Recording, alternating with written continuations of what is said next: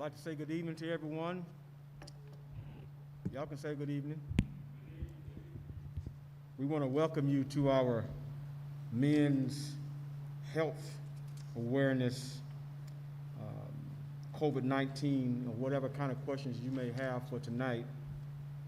And I'm honored to be partnered with the Lynn Institute and the OU Health Stevenson Cancer Center so we can come and host and talk about men's health.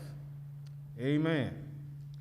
And so what I want to do to not prolong the time is to introduce our featured speaker in that of Dr. Adam C. Alexander, PhD. Mr. Alexander is an assistant professor in the Department of Family and Preventive Medicine at the University of Oklahoma College Medicine. He earned a PhD in social and behavioral science from the University of Memphis School of Public Health back in 2018. Dr. Alexander is a health disparities researcher with a specialty in tobacco research. His research program is broadly focused on understanding and eliminating tobacco-related health disparities among African Americans and social economically disadvantaged populations. He leads an interdisciplinary research agenda that extends from the laboratory directly into the community.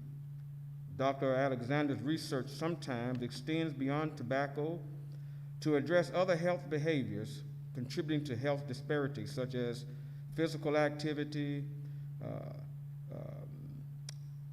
Boy, they got these doctor words in here. He also explores how stress and trauma influences mental health and other forms of substance use, such as another one of those things, and marijuana and alcohol. Let's put our hands together, the left and the right, and let us welcome Mr. Dr. Adam Alexander.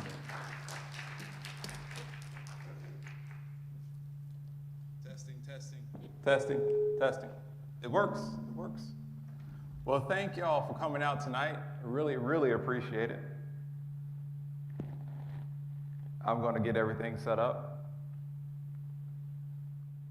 So I was informed that we would not have a slideshow right there. So as I see, we all have slides of my presentation. So please try to follow along closely as I go through it. But maybe you won't have to, because I'm going to try to make this presentation as interactive as I can. So yes, my name is Adam Alexander, and I'm an assistant professor at the University of Oklahoma Health Sciences Center. I'm in the Department of Family and Preventive Medicine, but my primary appointment is within the TSET Health Promotion Research Center, which is a research center that's designed to look at different health behaviors throughout the state, such as tobacco use, cannabis use, physical activity, obesity. And our job is just to monitor that within the population and also develop ways we can treat that in terms of reducing the prevalence of obesity, tobacco use within the population so that we all can live longer and healthier lives. And this is very relevant to the conversation we're going to have today about men's health, because when you start looking and digging into the facts, it's quite sad. I think in society, we don't talk about the amount of suffering that men go through on a daily basis. And so today, we're going to really do a deep dive into that. But before we do that, I have a question, I would like to pose to the audience of men. When you hear the words men's health, like, what's the first thing that comes to your mind? And you can raise your hand, you can take off your mask, and just feel free to speak up, because I want to make this as interactive as possible. And I guess Pastor Cheryl will pass you the mic and allow you to speak up so everyone can hear you. Y'all know y'all got questions. What are your thoughts? I got a response that one of the first things I think about as a man is the different sorts of cancer, since it does run in my family. It's being a high blood pressure. I take 4 pills a day, and I was wondering, with things being the way they are they lifetime? With until I have told that they are. Heart health aspirin, water pill, cholesterol pill, and a blood pressure pill. Now, I've tried to change my diet as far as not eating as regular a lot of things. So one of the questions that I have is, you know, with me taking all this medication, is there a high risk of side effects such as cancer and Yes. things of that nature with the conjunction of these pills that I take? Yeah, so when you think about men's health, you're not thinking about some of the things we're going to talk about just a second, but you're thinking about the actual disease aspect of it, the diseases that we have to experience, high blood pressure, diabetes. So these are all very important things that shorten our lifespan. And you're not alone in this. Many men are suffering from very similar health conditions. And you're right, you know, black men, we really struggle with hypertension and diabetes. And in some cases, because we have a genetic risk factor, it means we're just more vulnerable than the average black man because maybe he doesn't come from a family with a history of those diseases. And so you're right, you got to be incredibly watchful, and you got to really monitor what you're eating on a daily basis, and you have to make those changes. Even though you may enjoy those foods that you're giving up, for the sake of your family or your friends and the people who love you, you want to be around a few extra years longer, so you're willing to make those sacrifices. And so yeah, we're going to talk about a lot of that today as well. And did anyone else have any comments before I start? All right, let's get started. So I like using images in my presentations. Now, unfortunately, as I said, the screen or the slide won't be shown today, but you can see it in your packet. You see that when you search out men's health, what you find is something that is not really close to what reality is. You have images of the Men's Health magazine. That's what you'll see when you type in the words men's health in Google. And what do you see on Men's Health magazines? Well, you see men with six-pack abs, you know, chiseled, lean. You have, you know, phrases like, you know, low T, how to get rid of it. You know, how to slim down at 60. You know, these are things that it's very similar to looking at a women's magazine. We always talk about how women have these unreasonable standards for beauty in society, but we really don't mention that, you know, that beauty standard for men as well at all ages, like how to have a six-pack at 60.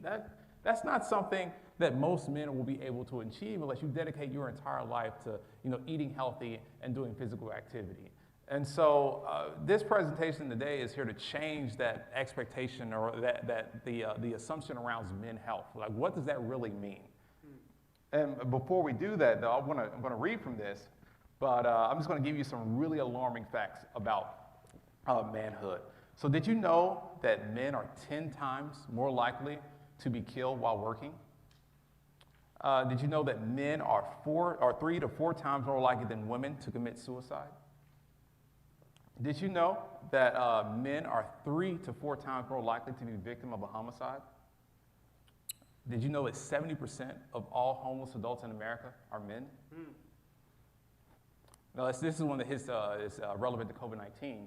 Did you know that men have 3 times the odds of being admitted to the hospital for complications with COVID-19 compared with women? And this is for young boys. Boys are more than 2 times more likely to be diagnosed with ADHD, which is attention deficit hyperactivity disorder, compared with girls. And so, and these are something that society doesn't really talk about. We know a lot about the trials and tribulations that girls and women go through, but we don't really talk about what men of all ages, including our young boys, the challenges they really go through. And we don't have those support networks, you know, in place to help prevent them from further suffering negative consequences. And so we're going to talk a lot about that today. And so what is men's health? As I said, men's health is not about low T. It's not about how to get six-pack abs. That's not what this conversation is going to be about. This conversation is going to be about making sure you live a long and healthy life so you can spend time with your loved ones and family members. And in the state of this entire world, right now, today, the fact is, no matter the race, no matter the country, no matter the income level, men live shorter lives than women across the globe. No matter if it's a high-income country, a low-income country, no matter if it's a rich nation or poor nation, men on average live shorter lives. And why is that? You know, we really have to do a deep dive into why that is. And so when we look into a country like America, you know, what are our leading causes of death? You know, it's heart disease, it's cancer. And this is common across both men and women. It's killing men and women. It doesn't discriminate. But there are some unique features of those two diseases that we're going to talk about first that I think men should be aware of. So let's talk about heart disease. Now, for heart disease, what you'll find is that the incidence and the mortality from heart disease is actually higher among men at every age group. So no matter if you're an older man or a younger man, you're more likely to die or to be diagnosed with some type of heart disease compared with women. And the symptoms of heart disease are also very different as well. And that's what you'll notice in the figure or the diagram to the right. And so hopefully you can see that on your packet. But women have a lot of unique symptoms that is related to experiencing a heart attack or some problems with the heart. Whereas men have a very few, but they're very important. And so that's something you can really take with you so you can recognize when you experience it, which I hope none of you will, but hey, something might not be going wrong. Something might not be right with my heart. Now here's one symptom I really want to talk about because this is something that is very unique to men and something we don't really think might be an issue with our heart is erectile dysfunction. Now erectile dysfunction is something that we all, I won't say all, but a lot of men will experience in their lifetime. I think if you look at the figure to the right, at the age of 40, you have a 40% prevalence of some form of erectile dysfunction by the age of 40. And why is this a bad thing? You know, you may think when the first time you experience erectile dysfunction, you're saying that, you know, this is really going to hurt the ability for me to be intimate with my partner. That's very true. But you got to think about erectile dysfunction as a disruption of your blood flow. So you're thinking that the blood flow is not getting to your lower extremities, which is cool, which is fine, which is correct. But you also got to think about your upper extremities. Like, is blood getting to the right areas in your heart? If not, that may lead to a heart attack. Is blood getting to the right areas in your brain? If not, that may lead to a stroke. And so when you start experiencing erectile dysfunction, that may be your body's way of telling you that, hey, this is an early sign of bad days ahead. And so when you start experiencing things like erectile dysfunction, you should probably go to the doctor and say, not only should you deal with that, you may need to check on some other things as well, doc. And so, you know, that's the kind of things we need to pay attention to when we start seeing changes in our body. Now, so let's talk about ways to reduce heart failure, heart disease. And it's very simple. It's amazing how some of the simple things, our simple decisions in our daily lives can really have profound effects on our health the years down the road. So the first is just getting some physical activity. The CDC, I think, recommends about 120 minutes of moderate intensity activity or 75 minutes of vigorous activity. And so what do you consider to be moderate activity? That can be a brisk walk in a park. What about high intensity activity? That can be working out in the gym. And you don't have to do it every day of the week. You can do 2 or 3 days of the week and they'll have really positive health benefits. Now let's talk about the second thing, a healthy weight. Now, when they say healthy weight, they're referring to your body mass index, which takes your height into account. Now, for a healthy BMI, you should be somewhere between 18 and 24. If you're above 24, you're now placing yourself at a higher risk for different health conditions, including heart disease. Let's talk about some really no-brainer here, smoking.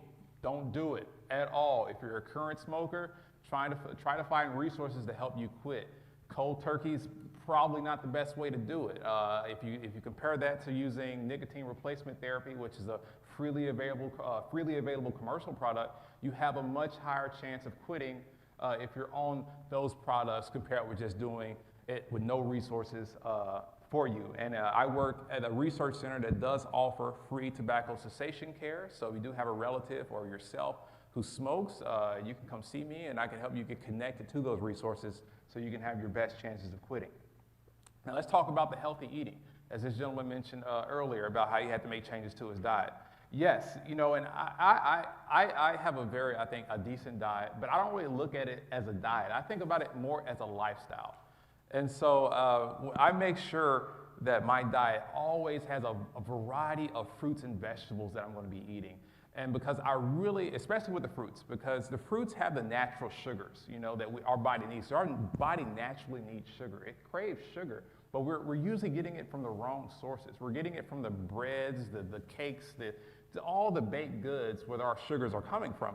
Where instead we have a natural source of sugar, which is our apples, our bananas, our grapes, our watermelons. Those are a good source of sugar, but also has other nutrients that our body needs. And one of the vitamins that our body definitely needs, especially for African Americans, is vitamin D. Now, you have to go look at the health conditions that are associated with a vitamin D deficiency. It is horrible. If you're vitamin D deficient, it's going to put you at a risk for many health conditions. And the problem is, I think over 50% of African Americans are vitamin D deficient. We're not getting enough sun. And that's the simplest way to get vitamin D. But let's say you don't like getting sun because you don't like sweating, or you don't have the time, or any other reasons you have, then you have to find ways to supplement that vitamin D. You have to find other ways to get it into your system. One of the popular ways of doing it is getting a good multivitamin. You can do that. Other ways is just eating foods that are high in vitamin D, and that includes your leafy green vegetables. That also includes some fruits as well. So you have to be creative when you realize that, hey, you know, maybe I'm not doing things in some area that's going to give me those health benefits.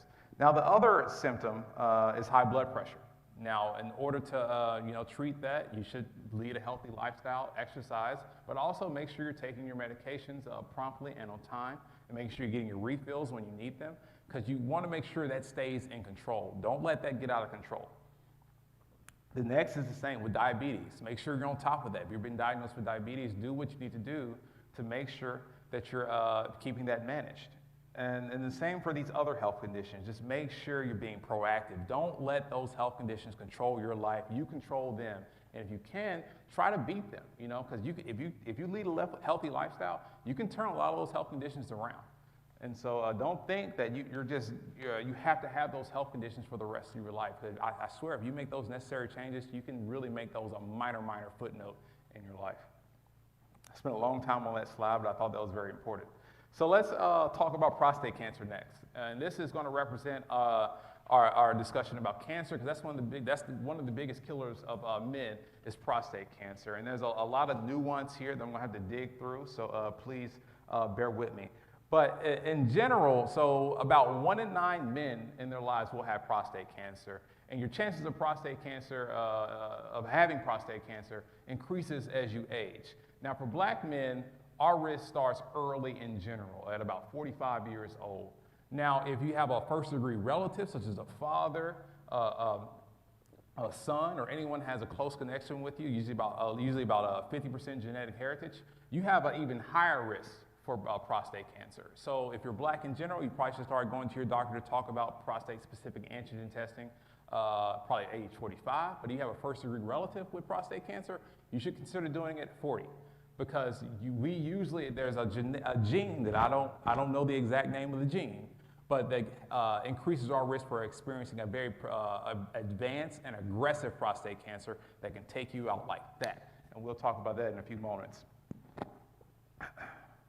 And so how do you know there's a problem with the prostate? And there's a lot of signs that you have some prostate issues, but it may not be prostate cancer. Don't think it's prostate cancer if you're noticing these signs.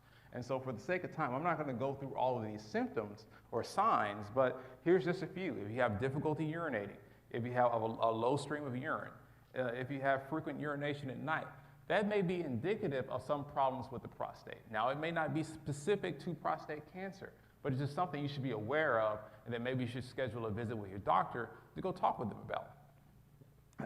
So what happens if you don't have that conversation and you don't pursue a screening method? Well, let's talk about survival rates. And so if you're proactive, you notice the signs early, you go to the doctor, you get the PSA test, the prostate-specific antigen test, He tells you, yes, you know, the results are abnormal, they're elevated, let's proceed to the next step so we can further monitor your condition. Well, that's the proactive way. Let's say you wait, and you wait, and then you wait, and then one day you go to the doctor because it's gotten bad and you can't function anymore. And he tells you, you know, yes, you have prostate cancer, and your condition is distant, meaning that cancer from the prostate has spread throughout your entire body. Now your chances of survival have dropped to 30%. Now, what happens if you were the proactive guy and you got it when it was localized or just regional? Well, your 5-year survival rate is 100% or nearly 100%. So you see what happens? And so if you look at that bottom of that table, which shows you the survival rate for prostate cancer, it actually shows the average survival rate is 99 or 98%. But that's not really true if you dig deep into the numbers. And the fact is, for a lot of black men, we're detecting that prostate cancer when it's distant, meaning, you know, the survival is not that good. And this also relates to the treatment, because we know that's what everyone thinks about when they talk about prostate cancer, is the treatment, because we're very concerned about incontinence, we're very concerned about impotence. And that's very true. We don't want to lose the ability to be intimate with our partners, and we don't want to lose the ability to be able to control our urination. And so, but here's the thing, you know, with technology and different investment opportunities, we've created a lot of different treatment options for prostate cancer. You no longer have to use the slash and burn methods if you're a good candidate. And so what I've shown you here in that slide, which shows like the risk levels of the symptoms, such as surgical risk, impotence risk, and incontinence risk, and reoccurrence risk, you'll see that for every treatment, those risk levels change. So if you look at the slash and burn method, which is the first method, I think, the traditional method as they call it, you see that the risk for impotence is high with that surgery. The risk for incontinence is high, as well as the surgical risk is high. But if you look at the chance of reoccurrence, which refers to the prostate cancer coming back later on in time, that risk is actually low. Now let's take, on the other extreme, the active surveillance. Now this is what happens when you go to the doctor, you get your PSA test, you take the biopsy, and he says, yes, you have prostate cancer, what do you want to do? And you say, well, let's just monitor this situation. Let's not do anything, let's just see how it progresses. Now, if you do that, your risk for impotence is low. You know, your risk for incontinence is low. Your surgical risk is also low. But the chance of that cancer reoccurring, going distance, is super high. And so in between there, you see there's a variety of other treatments in there to kind of give you a variety of different risk levels. And so when I was looking at this graph, I saw that, well, you know, the best treatment seems to be the external beam therapy. It gives you a pretty decent shot at not being incontinent. You know, you probably won't be impotent, and low surgical risk. And the chance of reoccurrence is very low. So I was like, that seems to be the best treatment for prostate cancer, for me at least. But the problem is, you might not be the best candidate for that treatment. And so it's all about having those proactive discussions with your doctor, so when that time comes, you're the best candidate for that particular treatment. And feel free, if you have any questions, feel free to speak up. We have a small group, so I like making things interactive.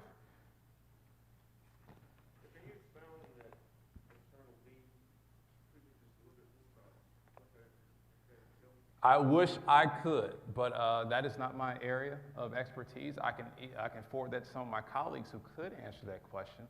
But I do know that based off this graph that this does seem to be pretty good treatment, but that's something you should always explore with your doctor, of course. And so, but no, that's a great question. Is there another question? No? All right. Now, I'm also going to read from this slide because I pulled some quotes from different articles I read. And so these are quotes about prostate cancer. And if you notice, there's going to be a particular theme in these messages. So here's the first message from a 50-year-old white man. I really don't want to know. Like I said, if it's my time, it's my time. Now, this next quote comes from a 65-year-old Hispanic man. Because of what the doctors have to do, they say they have to put their fingers into that. All of that is very ugly. I always have this fear. No, maybe it's not fear. It's kind of an anguish, kind of ugly to feel this way. And so this person is referring to the DRE, the digital rectal exam. This is another form of prostate cancer screening that's often confused with the PSA test. The PSA test, or the prostate-specific antigen test, is just a blood test. Whereas the DRE, the digital rectal exam, is the exam where they stick the finger up your rectum to see if there's any problems within the prostate. And so, yeah, that's the one that people laugh at, that gets the, the funny comedic routines and stuff. But don't confuse that one with the prostate-specific antigen exam. So here's the last quote, and this comes from a black man, age 40. Yeah, I would have to say that, the experience was, emasculating. I mean, my father had a prostate cancer screening by the suggestion of his doctor. But honestly, I knew what he was going in there for. I didn't want to talk to him about it, and I had to drive him home, and I just didn't talk to him about it. It may just be shallow, but I think, at a certain level, it's emasculating, And so he's hitting at something that a lot of younger African Americans experience and feel, and maybe some even older men experience as well. And that's the idea of being emasculated, of feeling that you've been violated, that you're losing that image of being a man. And so that's what this next part of the presentation, I think the majority of the presentation will cover, the idea of being a man and how that kind of interferes with making some, I think, good health decisions as it relates to not only our physical health, but our mental health. So let's talk about masculinity and manhood, because there's some important things that we need to discuss, because it's not just specific to a group, a race.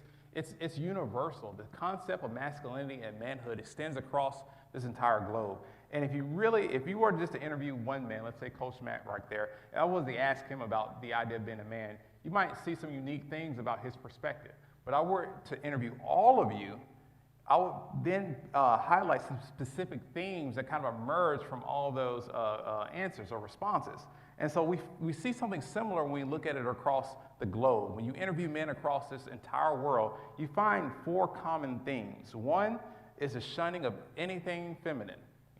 If it's associated with women, a man's not going to do it within that culture. Another is the need to be powerful. The third is the need to be self-sufficient. And the final is aggression and dominance. Now, within certain cultures, they may emphasize certain traits versus others. Now, in the American culture, we emphasize the idea of being self-sufficient. Even in the black community, they say when you're age 18, get out. We also emphasize aggression and dominance. We see that a lot in the black community as well. Now, the question I want to pose to the crowd, and feel free to speak up if you want, is whether you think these traits that I've mentioned are natural, meaning it's in our genes, it just emerges from us, or are they more cultural, meaning that we learn it by watching others? What's people's opinions in the crowd?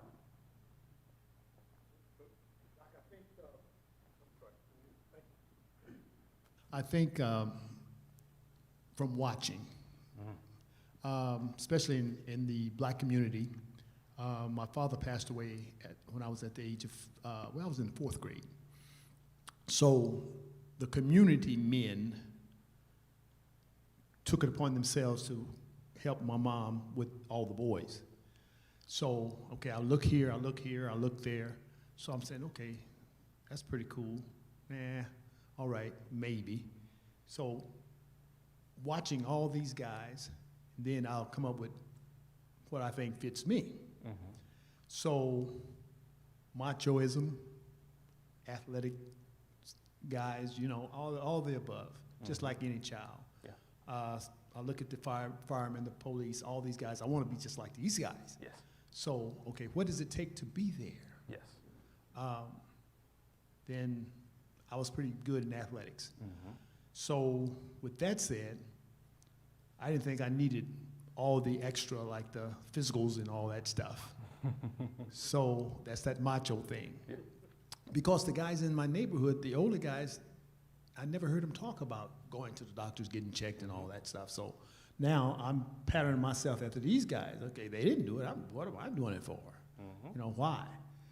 Little did I know that was the route that I should have taken. With that said, the dominance, the aggression, all these things came about later in years. So therefore, I was diagnosed with prostate cancer, just to share that with everyone.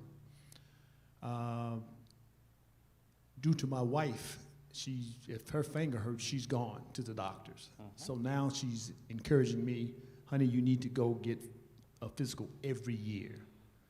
I say, I'm an athlete. I don't need nothing that hurts. If it hurts, it'll be cool. You know what I'm saying? I'm just putting it out there, guys. So, happy wife, happy life. So, in my ear. So I said, okay, cool. I go get checked. And then, like you mentioned something earlier, they saw something, but they were going to monitor this thing and watch it. Oh my God, I'm so glad they did. Because I had 4 of my buddies, football players, and et cetera, big guys, did not go down that road. And they're no longer with us because it was too late when they decided to do something. It was all over the body. You mentioned that earlier as well. So I would encourage everybody to go down the path that I finally went down.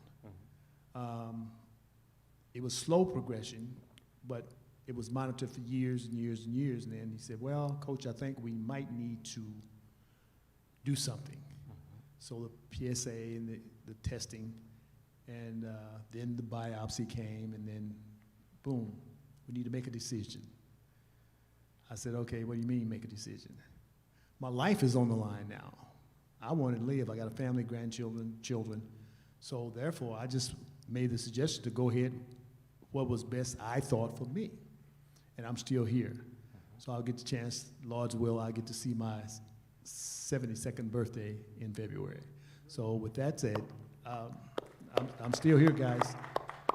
So maybe someone else has another. Yeah, feel free to speak up. You think it's more genetic,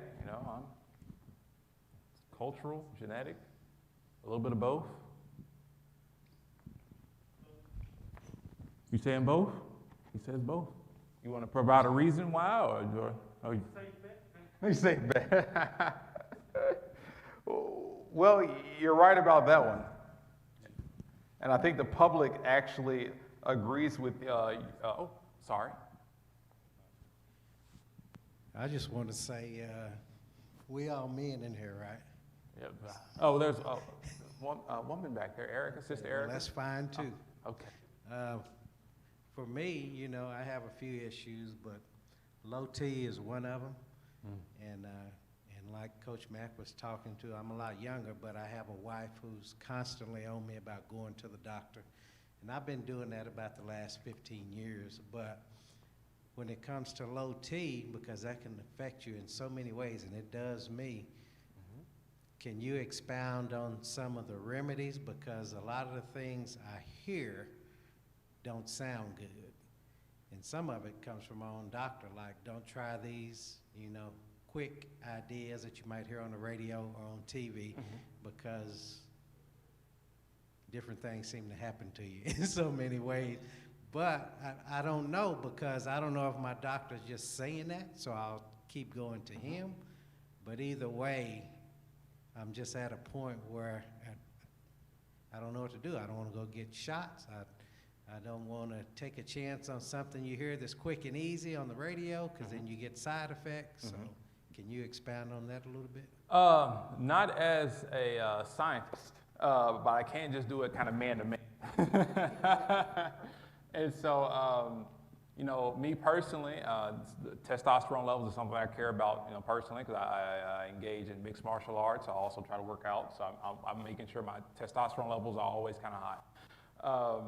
So one of the things I would recommend, if you, I don't know what your physical activity level is, but if it's not high, I would increase it. Make sure our mic is good. And so one of the exercises I love trying to tell more men to do, although not a lot of men do it, is squatting. Squatting is a great exercise to do because it increases blood flow in your lower region. And your lower region is also where your testosterone is produced as well. And so you want to have as much blood pumping in that region as possible. So you really want to increase the amount of leg workouts you're doing. Now for foods, that one of the first thing I've learned, this is, from my own personal knowledge pursuit, is that food is my medicine. There's no, the doctor can prescribe stuff, that's great, but food first and foremost is my medicine. So you want to start looking at foods that help your body produce testosterone. So my friend who's a big nutritionist, he pointed me into mushrooms. Mushrooms are one of the best foods you can eat to help boost your testosterone. Also, I want to say there's different fruits you can eat. I want to say grapes and some other melons that are also really good at helping your body produce testosterone. So I would do two simple things. If you don't get a change out of that, then you go look at other alternatives. Because right now, that men's health clinic and the idea of getting the shot to boost your testosterone, that's hot right now. I was in the barber shop 2 weeks ago when a woman came in asking me, did I have low T? I'm like, no, I don't have low T. But she was trying to sell me her products. And so I would do two things first before you go down that route. Try to make a physical activity change, emphasizing the legs, and try to make some dietary changes, which is reducing, I don't know specific foods you eat, but I try to keep my diet very simple. I enjoy drinking water. I eat a lot of eggs for protein, and I definitely eat my red meats, but I don't eat the more fatty meats. I do eat leaner meats too as well, like fishes and stuff like that. And so just make a lifestyle change. And as I say, emphasize physical activity and emphasize your diet. And if you don't see testosterone levels coming up after that, then you probably want to pursue the men's health clinic route and do that kind of stuff. And that was the next question. Can they be raised once they get so low? Naturally, I would say so. I don't think anything is impossible to do. But if you want to do it the quick way, I think they will give you the quickest route to getting them raised again. But the problem is, can you sustain those levels? See, it's like a drug dealer almost. They get you in, give you that quick high, then you return back to normal, low T, and now you're sinking them out again. And so if you make those lifestyle changes, you're now in control of the situation instead of giving control to some other organization out there for your health. And so I would take charge first. And like I said, do the physical activity. Like I said, emphasize the legs. Squats, they work.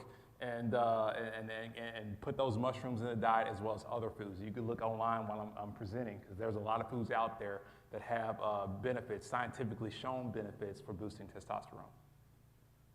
Thank you. And also, if you are a member, I guess, of Pastor Cheryl's church, I provided Pastor Cheryl with one of my supplements that I take personally for testosterone, and he may be able to tell you about that, his experience with using them when he finishes his box. So yeah, I didn't want to advertise that because that's actually something extra, but if it works, please, Pastor, share. I got a question. Oh. Frequent going to the bathroom, Yes. urinate. I go like an average of 2 to 3 times a night. Is that unusual at my age? See, I'm a senior citizen. so I'm trying not to speak outside. I'm not an expert in that area, and so I speak man to man. And I want Coach Mack. He's a survivor, so he can speak better about this than I can. Okay, there's symptoms that I ignored. There were symptoms I ignored, and that was one. The frequent going to the restroom in the middle of the night, just up and down. I said, dang, what's going on? So I said, it'll be all right. But with going to get checked and diet, just want to expound on diet and exercising. When I had my procedure, just to throwing it out there, my doctor, which when we had the summit here, he was on the panel. He came into my room and he said, man, you got a beautiful body. I said, hold on, homie. Because once you get out, you don't know what's going on. So he had to kind of clear that up a little bit for me. Because I ain't always been saved, just put it to you like that. But anyway, he said, you got a beautiful body. I said, okay, where is he going with that deal? What he was saying is that exercising that I did, I go 6-7 miles a day. And that saved my life, along with my wife pushing me to go get checked, was just exercise. You know, men, you know, we get to a point where we get kind of stagnated and, you know, oh, I don't need, but you're gonna sit at that table, you're gonna eat, and do nothing, and not exercise. So I would suggest diet, mushrooms, great, in my diet. Lots of water, in my diet. Healthy foods, in my diet. And I guarantee you guys, you will see a difference. You will see a difference, I guarantee it. You will. So with that said, symptoms, what you were talking about, if you haven't been checked, I would go get checked, just because we're friends. My deal is, I was wondering, when you said that, you know, you're looking at a bad road on down the road in some of these cases, and I got to think about it. I remember when I could go from, when I laid down to the next morning. Now my sleep is interrupted like at least twice, and I got to think about some of the side effects of a lot of pills, a heart medicine, things of this nature, but then you know this switching that would be a problem on down the road. Oh, yeah. And so I'm sitting here now, I do go get pistols and stuff like that. But, hold on, I want to respond to you because you raised a great point when you said that it interrupts my sleep. Now that's something, and please pass the mic. Now that's something that's even more critical. Like sleep is, you need that. Our body needs 7 to 8 hours a night. And so you're being interrupted because you have to urinate. You're now placing yourself in even greater health risk because you're not getting an adequate sleep because you're being interrupted. Now your body has to wind back down to go back to sleep. And so I've recently reading a study that shows that when you're sleep impaired and you're driving, that's the equivalent of drunk driving. So that, and it shows that your body doesn't recover. Let's say if you get 2 hours of sleep one night, 3 or 4 hours of sleep, and you think, oh, you know, I'll get 10 hours of sleep the next night to kind of make up for the loss. Doesn't work like that, especially as you get older. If you miss one night of 6 to 8 hours of sleep, it takes your body at least a week to recover that lost sleep. And so when you start talking about, you know, the waking up at night and how that's affecting your sleep, you're now creating a cascading set of health problems. You're seeing how one behavior is affecting the other behavior, and both of those are going to have an added health risk on you down the road. So that was an important thing you pointed out. I just wanted to kind of connect those two for you. And so it shows like that's probably why you want to try to go get that checked out so you can try to get that solved. Then your sleep improves, and so now you're getting 2 health benefits for the price of 1. Would sleep aid help in any cases like that? Yeah. You know, my first motto is to, you know, don't rely on the supplements when you have the power to control your health. Because the moment you try to start relying on the supplement, you're now giving your power over to those items or to that person. And so, yes, it may help you, but you're going to start relying on those supplements to help you to sleep instead of you mastering your ability to sleep. And you can start mastering it by actually getting that problem checked out, which you mentioned, and then developing an action plan for how to take care of it. And then you'll see that, oh, I didn't really need those sleep aids after all. But if you're going to look for a short-term fix, then yes, but trying to use it as a long-term thing, I would not recommend it. I'm actually I say this from personal experience. I use sleep meds because I have, not sleep meds, but a sleep supplement because I have a very stressful lifestyle, and so I was unable to wind down. And I've been weaning myself off of those products because I was using 3 to 4 of those things to help me sleep. So yeah, I'm just saying that from personal experience. But yeah, you had a question? I want to be mindful of time because I know I got a lot more presentation left, but I don't want to, you know, keep everyone here all night because I can. Yes. I know I worked for 30 years working at night, and here about a couple of years ago, I kept telling the doctor that I'm not getting but 3 to 4 hours sleep at night. I don't care how late I go to bed, till 1 o'clock in the morning, I'm up by 5 o'clock in the morning. And so what they did is a colonoscopy, and did some tests, blood tests, and found out everything. So here the first of the year, I was still having some more problems. And they went in and did another colonoscopy to see was my prostate growing anything. And then they did the blood test, but they still cannot, you know, my body still has not recovered from working at night, and I might take an hour nap in the daytime, but if I go to bed at 10 o'clock, I'm up Mm-hmm. and can't go back to sleep.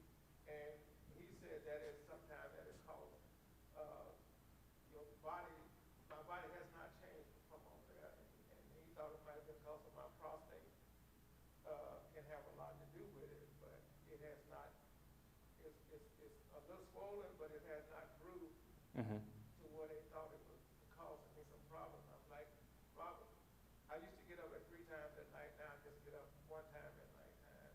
They did get that adjusted and everything, but I'm just wondering,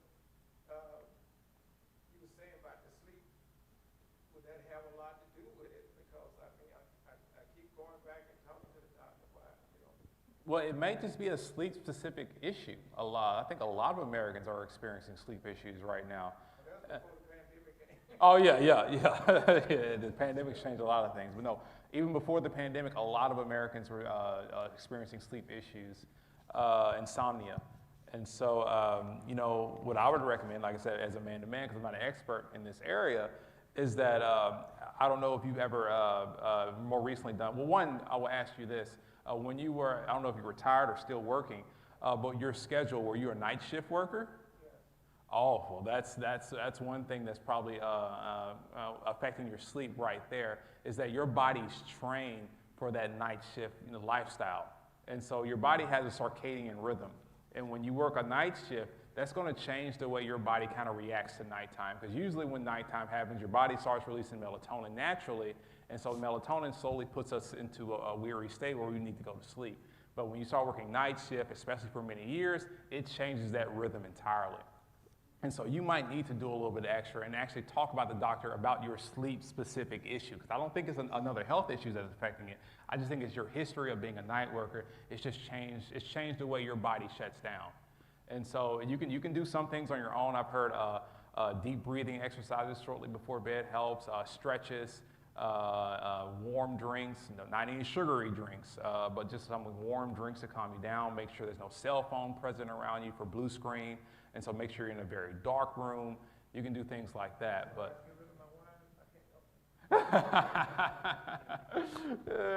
And so yeah, that's some things I would recommend. But again, I'm not an expert. You should definitely talk with your doctor. But I think it's more of a sleep-specific issue rather than a health-related issue that's affecting your sleep. You know, just real quick. You know, a lot of people sleep with the TV on. Oh yeah, that's TV. Yeah. You or not. Click it on. I guarantee you, because I used to do it, and I had that same issue.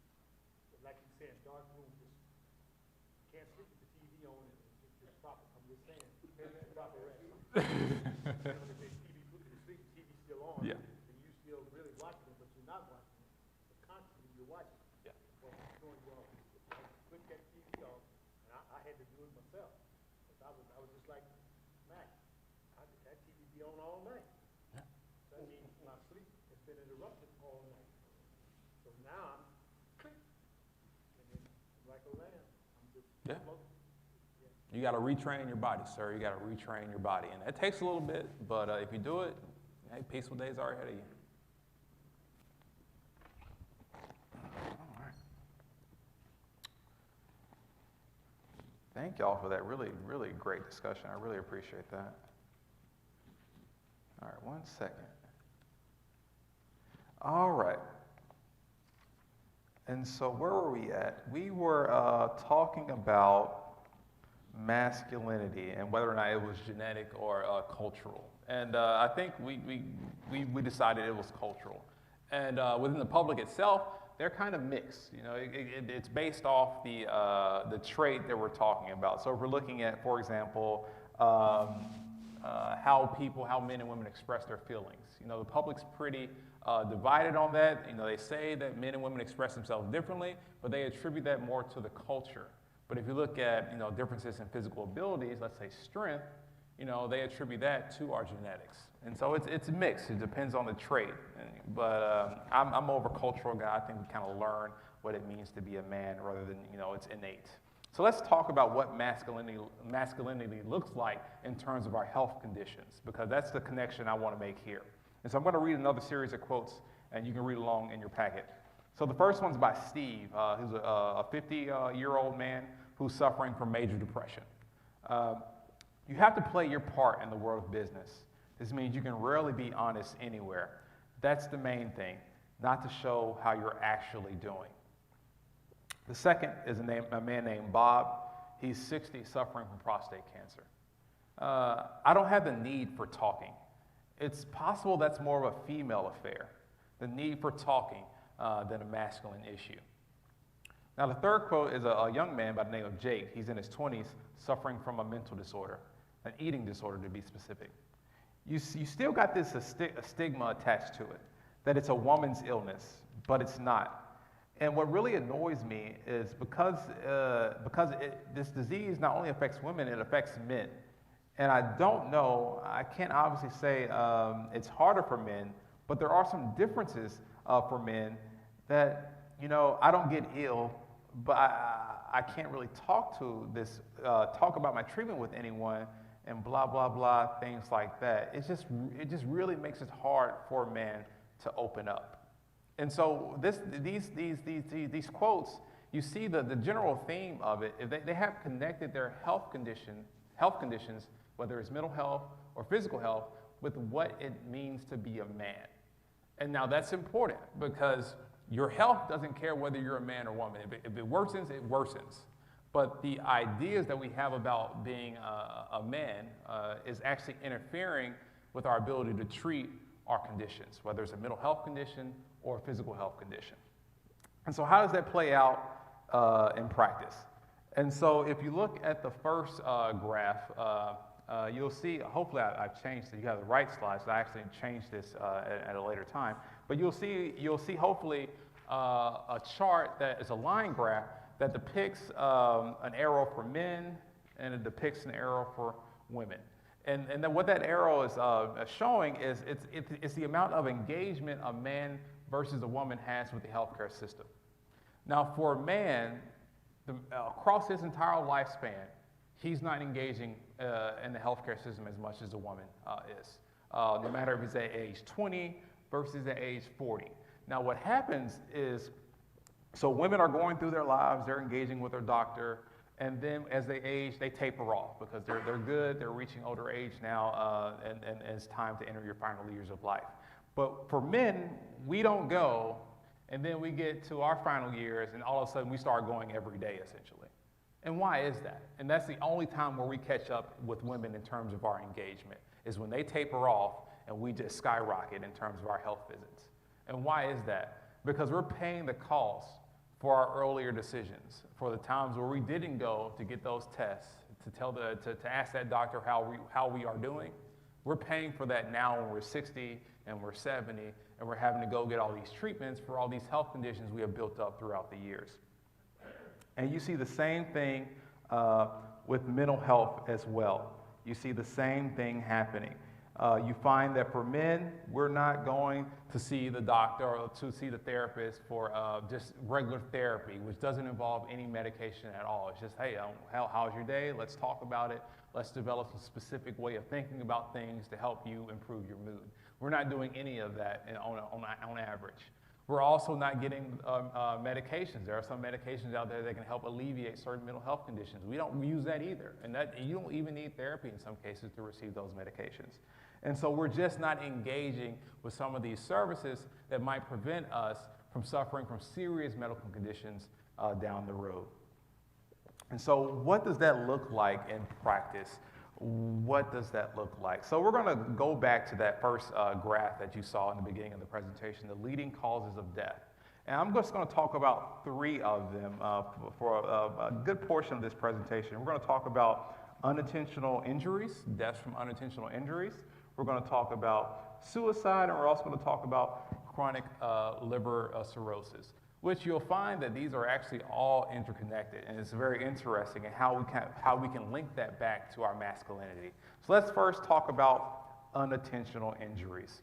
Now, as I told you at the beginning of the presentation, men are 7 to 10 times more likely than women to die while on the job. Now, why is that? Why is that statistic so high? It's because men make up the majority of the workforce in all the world's most dangerous jobs. that have the high rates of unintentional deaths in them. So let's take, for example, logging workers. Logging, they're basically chopping down trees with chainsaws. You know, very, very dangerous. Did you know that men make up 97.2% of that workforce? Now that is very high. Even if I look at the lowest one on here, if I can see it.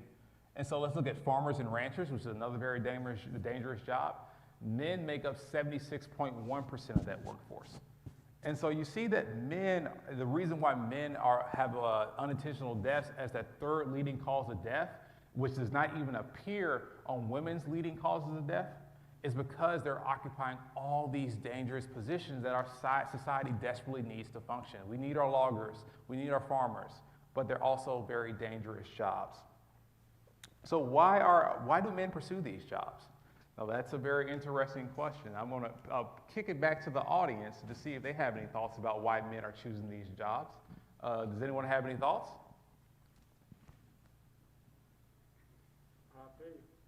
High pay, yeah, that's the first one. I think a lot of men don't want to sit behind a desk. Don't want to sit behind a desk. Yeah, we're going to talk about that too. Yeah. Any other thoughts? Sex. Ooh, that's a good one. Yeah. A logger is kind of sexy. You know, out there cutting down trees. And, you know, you got to have muscles to do that. And so yeah, you hit on the I think the really big points, the cost or the income associated with it, and the fact that it's seen as sexy, quote unquote. And so let's talk about that first reason, the income. Yes, it pays more, but the question you have to ask yourself next is to who? Because if you get your college degree, your bachelor's degree, being a log worker as a person with a bachelor's degree or higher might not necessarily pay more than a job you can find out in your general market.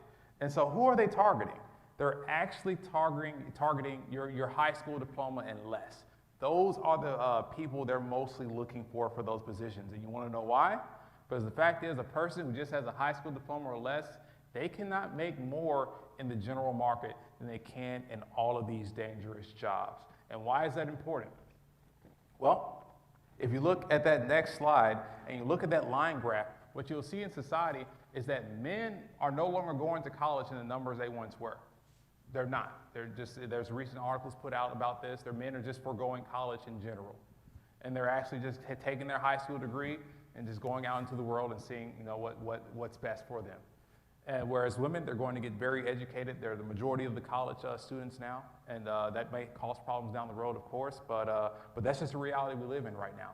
And so when you only have a high school degree as a man, what other job can you really look for if you want to provide a decent living for your family? You're going to choose a dangerous occupation. You're going to be a logging worker. You're going to be a police officer. You're going to be a farmer, a rancher, a construction worker. These all are very high-risk jobs and have the high risk of being injured or being killed. Now let's talk about another thing that's why people choose high-risk jobs, or especially men choose high-risk jobs. And so when we think about things such as firefighters, police officers, like, how do we portray those occupations? You know, we see them as heroes. They're brave, they're courageous, they're strong. And so we associate traits with those positions that we don't really associate traits, other positive traits. Like, let's take me, for example, a professor. We don't really have those same, you know, type of words to describe that. Usually like, ooh, he's an egghead, he too much education, you know? And so while some people may pursue that, that's what's best for them, but people, especially men, are probably gonna gravitate to the profession that's seen as the heroes, the champions. And so, and that's what, you know, attracts men, because that's what the community values.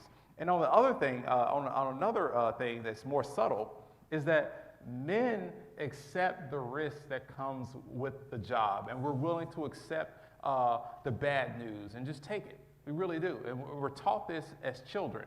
So, and also as adults as well, but I'll touch on children first. So, when a child, especially a boy, oh, you have a question, sir? Or did you have a question? Yeah. I've been a police officer for the last 28 years, and a few years ago, I was diagnosed with sleep apnea. And when I told him my occupation, my doctor, it just all made sense to him for some reason. But he talked about the shift work over all those years. So I didn't do anything with it. That was in 2013, and now recently I've re-energized that effort and doing sleep studies and things again. But what I'm getting at is early on, well, I've seen a lot of death in my occupation, more than I ever wanted to ever see.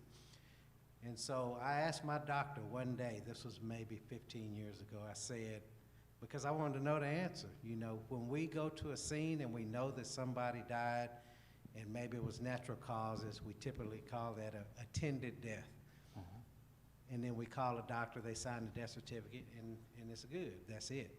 So I wanted to ask my doctor that question, and I did 15 years ago. I said, if you got a call from somebody about me that I was deceased, would you sign the death certificate? Because that was going to answer a whole bunch of questions for me. And he thought for maybe 3 seconds, and he said, yes, I would. And it shocked me, because I was figuring I'm in pretty good health. What are you talking about, doctor? But I'm type 2 diabetic, cholesterol issues. And so that is what really geared me towards going to the doctor more. And that was about 15 years ago. And it really opened my eyes, because I know what I see when I'm working. And I know when we contact doctors, what they say. When they say yes, that means whatever care that person was under, or meds they were on, there was a chance that person died of natural causes. So when he said yes to me, it shocked me, because I didn't think it was that bad. And then I kept track of things a lot more, and I go to the doctor a lot more. Yeah. So I just want to put that out there. Well, thank you, sir. And especially, I just want to congratulate you, and I really appreciate you being a police officer. I know, especially in today's climate, it's not the most celebrated profession, but I come from a family of law enforcement officers, so I have a very deep appreciation for law enforcement. But you hit on something, because law enforcement officers, I don't think I mentioned it, that's another workforce that's majority male. I think around 70% of the workforce is male, and that's also a very high-risk job. Maybe not compared to a logging worker, but it's also high risk and very stressful, simply because something you stated, I'm seeing dead bodies a lot. And there's no way you can sit here and say that that doesn't stress you out, unless somehow you just can disconnect from that, and then you might have some other issues you might want to deal with. So yeah, we're going to talk about how being in a high-risk job is connected to a lot of other poor health behaviors that are also quite common among police officers. But before that, I want to continue talking about how we teach our boys to be resilient, or maybe to numb the pain. And so I was talking about, you know, when you have a young boy who falls and stumbles and he starts crying. I mean, the first thing, I even do this sometimes. First thing we do is say, need to man up, stop all that crying. You know, and so we're doing that in the moment, but you're actually training that boy to ignore his pain. And so, and what does that do when that young boy becomes a man? Well, now he's a young man who doesn't really express his pain. So he's probably the perfect candidate to work on a rig, to work in a logging field. You know, he's the perfect man to be a police officer. You know, so we're unconsciously, or maybe unintentionally, training our young boys to kind of be the perfect, suitable candidates for some of these professions. And what would have happened if we had to let that young child express his pain, and we were to support him through that? Well, maybe he could have chosen a different profession that was much safer for him, and actually could have provided a better standard of living for him as well. But we're going to talk more about that soon. For the sake of time, I'm going to continue on. So let's talk about the next thing, which is, so I talked about unintentional deaths, which I said are very high in high-risk occupations, and that's going to affect men a lot. Now let's talk about drinking, because that's actually very connected to your high-risk occupation. And when I say drinking, I'm talking about drinking alcohol. Now, did you know that alcoholism is highest in your most dangerous occupations? And so it's particularly high among police officers, among miners, among construction workers. And once again, these are all the jobs with the highest unintentional deaths. And so we're like, what in the world is going on? And so this is, and once again, so if you're working in a field, in one of these fields, that you have not only do you have a high risk for unintentional death, you also have a high risk for drinking, which is going to increase your chances of experiencing liver cirrhosis, because that's one of the biggest risk factors for just destroying your liver, is high rates of alcoholism or high rates of drinking. And then when you look in general, whether you're in a high-risk occupation or not, men on average drink more than women. But women are actually catching up today for many different reasons, but still, drinking is considered a man's pastime. What do you consider moderate drinking, in your opinion? Where do moderate drinking end and alcohol drinking begin? Well, okay, that can be a very nuanced question, because it actually depends on the amount of alcoholic content within your beverage. And so if you're drinking beers, you might drink a lot more beers than you can some Jack Daniels. And so, so first I would ask you, what type of beverage are you drinking to get your alcoholic content? Huh? Vodka. Oh. Well, yeah. Well, then you can't drink too many shots of vodka, especially if you're doing it on a daily basis. I would probably recommend you just do one shot every week of that, man, because that's some tough stuff. Especially, but I will say this though, if you're starting to drink, if you're drinking more than 5 drinks in one session, No. Yeah. Let me clarify that. It's not like that. Mm-hmm. I go weeks. Oh, okay. I go weeks and have gone weeks. It's not relevant. Mm-hmm. But when you go out and you out with friends and things Yes. of this nature, Yes. that kind of flips. Well, I wouldn't consider that moderate drinking. I thought you meant like a once or every couple day kind of drinker. That's what I'll put in moderate category. I would consider what you're describing as more of a social drinker, or maybe even a light drinker, which you drink occasionally. But a moderate drinker would be someone who drinks either daily, like one beverage, like a glass of wine a day, or someone who drinks like every other day, but it's a harder type of alcohol. So doesn't seem like you have nothing to worry about. You scared me for one moment.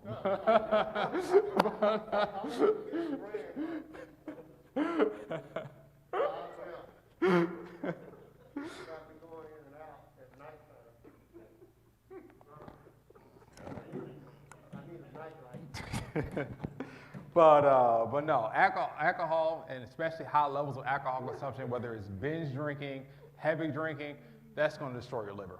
And if you couple that with other poor health habits, such as poor diet, lack of exercise, you're just doing triple, quadruple damage. You couple that with inadequate sleep, you're going to take yourself out long before then. I think you actually have to really, truly, physically leave the earth. So you got to really be mindful of the amount you're drinking. And I abstain completely from alcohol unless I'm drinking socially.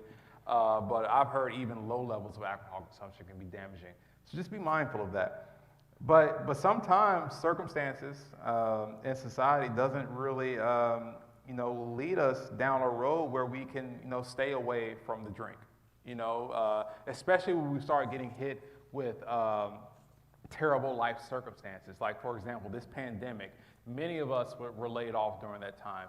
And when we hit hard times, sometimes we just want to drink. We want to take the pain away for a moment. And it's during those times where that alcohol habit can develop. For example, I've looked at the unemployment statistics. Did you know that I think 1 in 5 or 1 in 6 people who are unemployed have an active substance use disorder? Whether it's most of the time it's alcohol, then it's other substances as well, opioid addiction. And I think a part of that, it develops when they're unemployed. That process starts. But once you become addicted to a substance, you're now preventing your ability to return to the workforce so you can generate income again. And that's hit us pretty hard during the pandemic. So I want to talk about stress, because I think that's very important for this conversation, especially when you're talking about drinking, because you find that people are usually drinking either when they're very happy or very stressed. And so, and that points to how stress is commonly seen as a bad thing, but it can be a good thing as well. Because there's 2 forms of stress you should know about. There's eustress, E-U-S-T-R-E-S, and there's distress. Now, when we think about stress, think about like a bell curve, you know, that goes from 0 to 100. Now, at 0 stress, you're basically just floating through life. You're not getting much done. You're basically bored half the time. That's not where you want to be. So don't never want to be 0 stress. I know people say that a lot, but you never want to be zero stress. That means you're not growing. Now, you also, on the other hand, don't want to be at 100 stress. You know, that's where you just, you know, are constantly being activated. You're vigilant, your heart's racing, you're pumping. You know, that's where you get the burnout, the exhaustion, the fatigue, and all those other traits that we hear when people say they're stressed. Where you want to be is somewhere in that 50 to 60 zone. That's the optimal zone. That's where you reach peak performance. That's where you're performing very highly. That's where you see sports players try to pursue, where they're not so stressed out, where they're underperforming, but they're not, you know, under stress, where they're not really engaged at all. They're trying to get that peak level, which is 50 to 60. And why is that? Because when you experience eustress, which is good stress, you're actually developing yourself psychologically, physically, and emotionally. These are all producing positive benefits. Well, on the other hand, if you're at 0 to 100, you're not getting any of those benefits. And so some examples where you get, you know, eustress is family events, going to weddings, parties, that kind of thing. For more work-related things, you know, doing a task that you know is kind of difficult, but you think you can manage it. That kind of qualifies as eustress. Now, eustress isn't you're giving a task that you know you can't do, but you know you got to do it because your boss tells you to. That's probably going to cause you distress. And so, and why is that important? Because during the pandemic, around 80% of men have reported that they feel super stressed out, just super stressed out. I understand I'm stressed out too during this pandemic because it's really just changed the way we just operate entirely. But what happens when we're all stressed out? Well, we start engaging in some of those problematic health behaviors, such as drinking, such as smoking, and many other things. And there's an image I have. It's a dog that's surrounded by fire, and he's just like, this is fine, and his house is burning down. And that's kind of how you are, you know, when you start getting acclimated to a stressful environment and you start picking up bad health behaviors, such as drinking. So you're medicating the stress, but in actuality, your house is burning down. And so why is that the case? Like, how can you sit there and just think figuratively right now? How can you sit in a house where it's burning down and you say this is fine? Well, because you change your level of functioning. So imagine yourself as a scale, as a scale that's trying to balance itself. And when you start off perfectly balanced, and then you have a stressful day. So let's add a rock on one end. And so now the scale kind of tilts this way. And to balance it out, you drink to try to, you know, balance out that stressful day. And now it's balanced again. But the problem is you've now changed your natural system of handling stress to rely on that alcohol, which I was telling you earlier through examples of relying on medication. And so now every time you have a stressful day, you drink again. And so you're adding one more alcohol scale on that other end. Eventually, that scale is going to start to weigh on that alcohol side.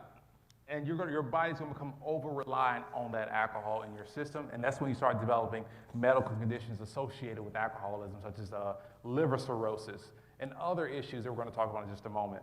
And so you don't want to train your body to be reliant on substances to kind of get you through those stressful times. Try to find other ways. One of my ways, I like hitting things. I go to my mixed martial arts gym and I hit the heavy bag. Or I go to the gym and hit the weights. That's a big stress reliever for me. And so you got to find other ways to really to let out that stress that you experience in your daily life. And try to find positive ones, because hitting things may not always have the best outcome. And so, for the sake of time, I'm not going to cover this other slide. I'm going to go talk about the mental health aspect and how that's kind of linked to alcohol, because they're actually very linked. They're not distinct. And so when you look at alcoholism, that's usually coupled with depression. They go hand in hand. It's either you become depressed and you start drinking to alleviate those depressive symptoms, or you start off drinking a lot of alcohol, and then what happens, you lose your family relationships, maybe you lose your job, and then because you lose those relationships, your economic opportunities, you then become depressed. And so they're very linked together. Don't think of them as two separate things. Like if you're experiencing problems with alcohol, you may want to do some deep reflection about your mental health to see where you are mentally, because you might find that there's some stuff you got to work out. And the same thing vice versa. If you're depressed, you might want to be very mindful of the health behaviors you're engaging in. And let's talk about one specific example, which is suicide. Suicide was one of these stats I mentioned that I said men are 3 to 4 times more likely than women to commit. And why is that? Well, the first thing is that our methods of suicide are much deadlier than women's methods of suicide. So when we kill ourselves, just to speak bluntly, and I'm sorry to speak about this in the church, but when we kill ourselves, we're hanging ourselves, we're shooting ourselves, or we're suffocating ourselves. When women tend to do it, they're using poison, which if not done at the right levels, you will not be successful. And why do I mention this? Because in 1 out of 3 suicides, alcohol was involved in that suicide, meaning these people were drinking before they successfully committed suicide. And why do people drink before they commit suicide? It's because when we're thinking, we have all types of thoughts. We have all types of thoughts. And you sometimes, if you're very depressed, you have suicidal thoughts. And when you drink, you're actually limiting the ability of your mind to control certain thoughts. Because we're all doing it throughout the day. We have many thoughts when we're out in public, but we can control what we act on, whether or not we act on those thoughts. But when you get your mind on alcohol, you're now giving up control. And so when you have that suicidal thought, you might actually act on it. And so that's why we see so many suicides that, a person was drugged up. Usually that drug is alcohol. And so this next slide, I think, perfectly, encapsulates what I was trying to, this whole theme of this presentation. So there was this interesting statistic that was put out that said that men who identify themselves as more traditionally masculine are 2.4 times more likely to die by suicide than less traditionally masculine men. And so you see yourself as a manly man, you could be, have the potential, especially if you're depressed and go ahead and drink a lot of alcohol, you may be one of those men who successfully commit suicide. Because here's the thing. So this, I think, this figure kind of encapsulates what I'm trying to say throughout this entire presentation. So you have a person who's drowning. That's the top left panel. I don't know if you see this on your packet, but I'm going to try to visually describe it. So you have a person who's drowning, his hands up in the water. And he's like, help me, please, help me, And that represents men's health. That represents men's mental health. And then you have this hand trying to reach down to save that person. That's supposed to be society. He's going to come down there and save this person drowning. But instead, that person who's going to help that man slaps that guy's hand and says, be a man, man up. And then in that final panel, you see that man drowning in all that weight of suffering. And so that's kind of what we're doing as a society to men's health issues today. We're telling them, yeah, you have all these problems, men, but man up, be a better man. And that's not going to work for many men out there. They need that support. They need that help. And we can bring it full circle, just to bring it home. I started by talking about unintentional deaths, but did you also know that the suicide rate is highest in your highest risk professions? So if you look at the suicide rate among police officers, among construction workers, among mining workers, because they're living a very high stress lifestyle, they're also usually engaging a lot of high risk health behaviors, such as drinking, to kind of try to alleviate some of those symptoms from being in a very stressful environment. But unfortunately, that's also going to place them at the highest risk for suicide. So it's all connected. These are not separate issues. Everything is connected, which is how you got to kind of see your lives on a daily basis. Everything you do is connected. Every health decision you make today is going to be connected to your health 10 years down the road. And so that's how you have to live your life. And so this connection is what I'm going to talk about in the final few slides of this presentation. I really thank you for being here the whole time.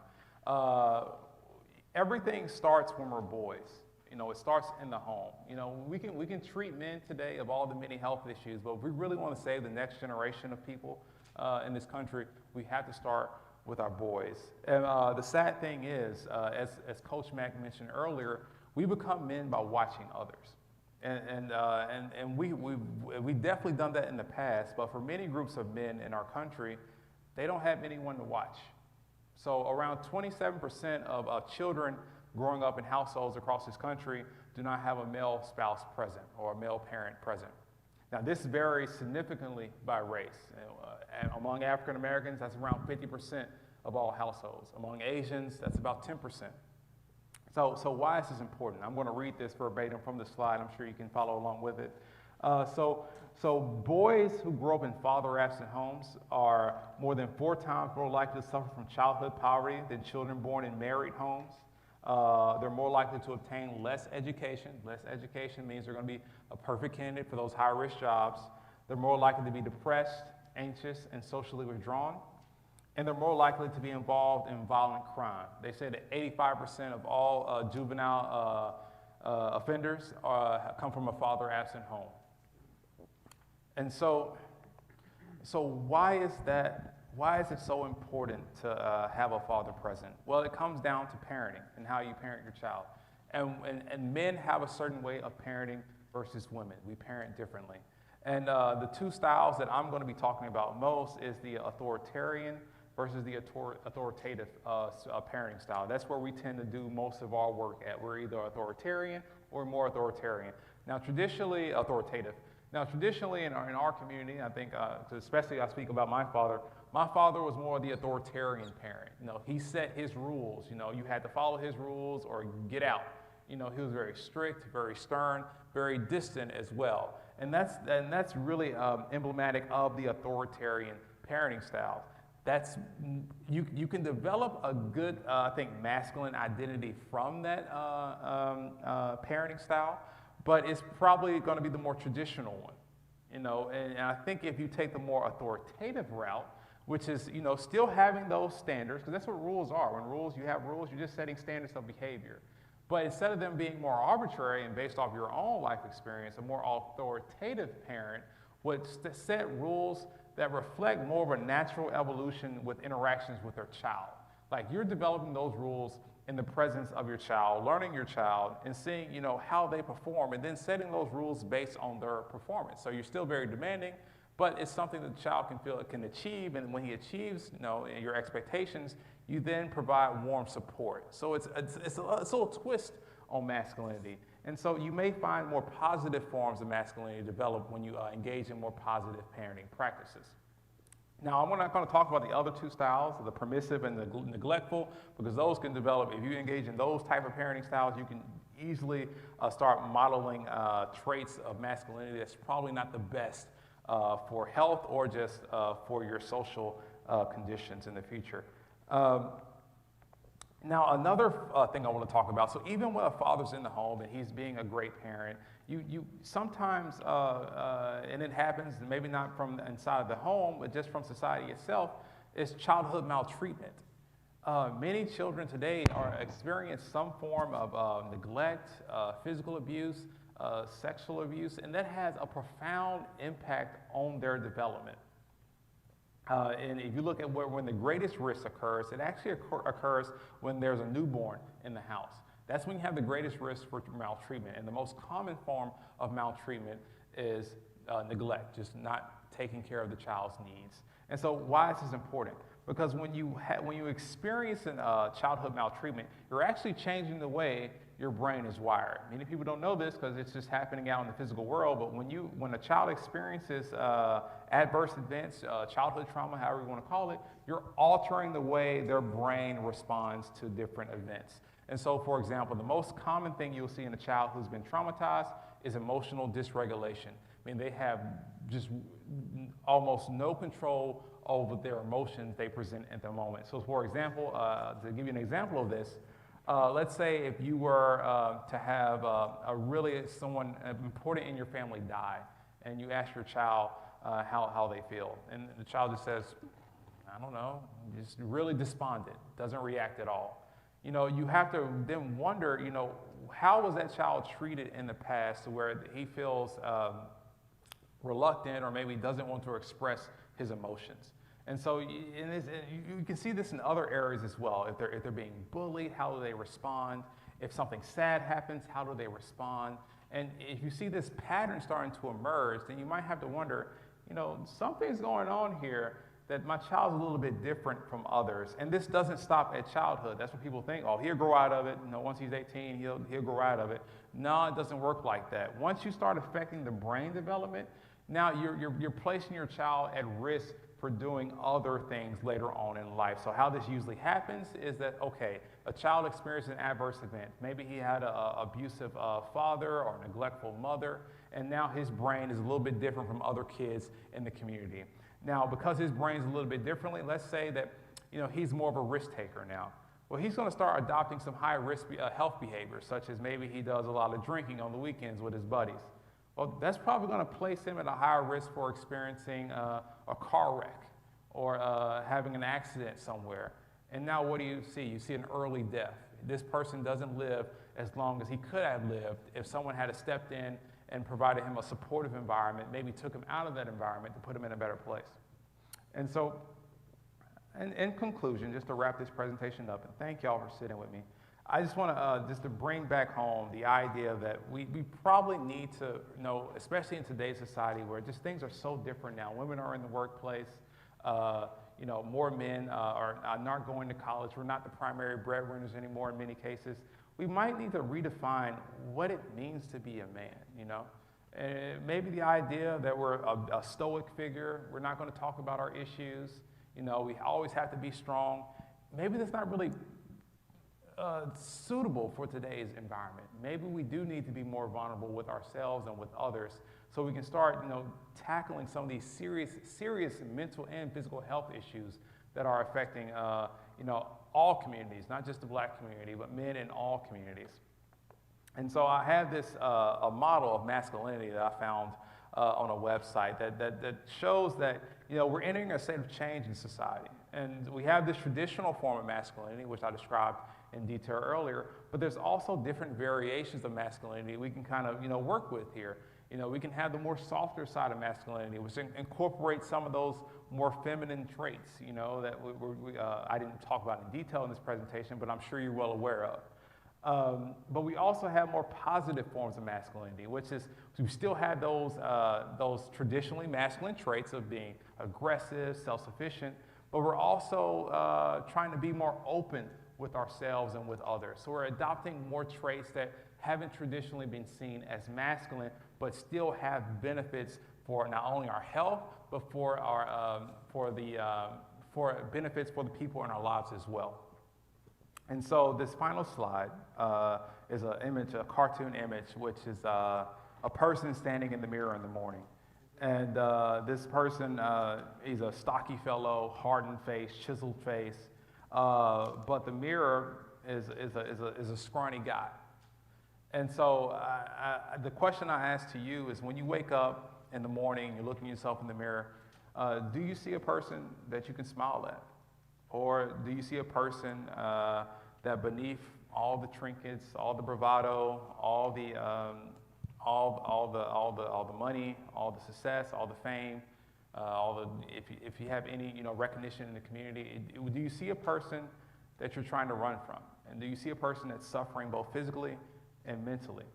And if you do, I would say that, you know, today, you know, make a difference. Go talk with someone. Go talk with someone about it. You know, as men, we always think, you know, we can solve all the world's problems.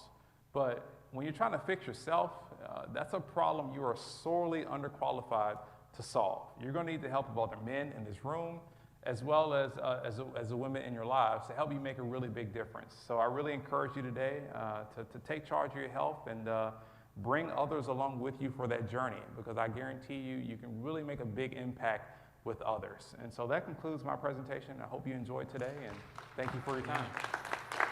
Thank you so much, Dr. Alexander. We appreciate that. Could you guys give them another round of applause? Really, that's good stuff. My name's Anthony Kobe. I'm the Director of Collaboratives and Community Engagement with the Lynn Institute. And thank you to Pastor Shell, Greater New Zion, and Dr. Alexander. We really like to, as the Lynn Institute, create opportunities where we can talk about things regarding our health and ways we can be healthy. And so I really appreciate the things that you guys said. You know, maybe one of the questions you asked or the things that you said contributed or gave somebody else information that now is going to put them in a better position to take care of their health. So really, The fact that you're here, the fact that you are engaging goes such a far way. So thank you guys so much. Real quickly, I want to make sure you guys are aware of something coming up this Saturday, as we've talked about PSA exams and screenings of the sort.